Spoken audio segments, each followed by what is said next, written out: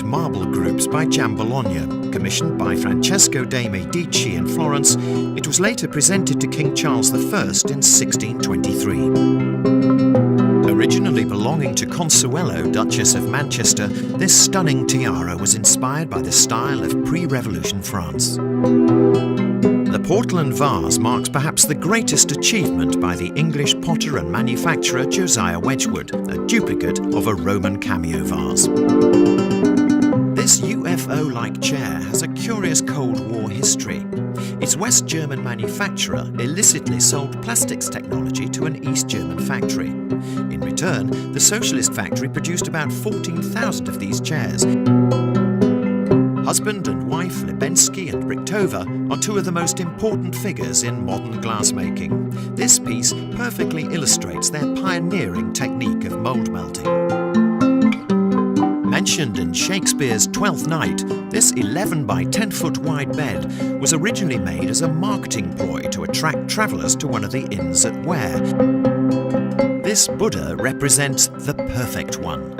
An inscription on the base says that through seeing the image, the believer can also achieve enlightenment.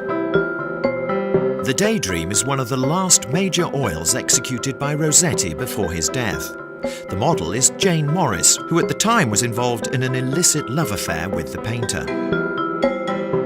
Worn by Mick Jagger on the Rolling Stones 1972 tour and designed by Ozzie Clarke, this slim jumpsuit perfectly illustrates the fusion between fashion and pop.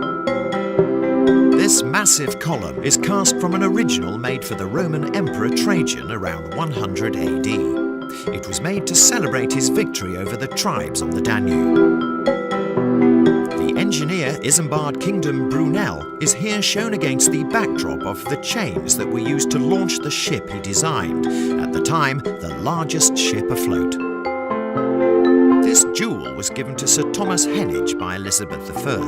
The reverse of the jewel shows a ship holding steady on a stormy sea, symbolising the Protestant Church steered by the Queen through religious turmoil. This remarkable reconfigured chest of drawers was one of the most startling designs of the 1990s. Each drawer was salvaged from an existing piece of furniture. The wooden model of a tiger attacking a European was made for Tipu Sultan. A mechanical organ inside the figure imitates the growling of the tiger and the unfortunate man's moan. Commissioned as one of a pair, the Ardabil carpet is one of the largest and finest carpets in existence. There are 4,914 knots in every 10 square centimetres. This suit represented a new fashion in menswear, introduced by Charles II and inspired by Louis XIV of France. The V&A has in its collection 5 of Leonardo da Vinci's notebooks, which reveal how the original Renaissance man thought.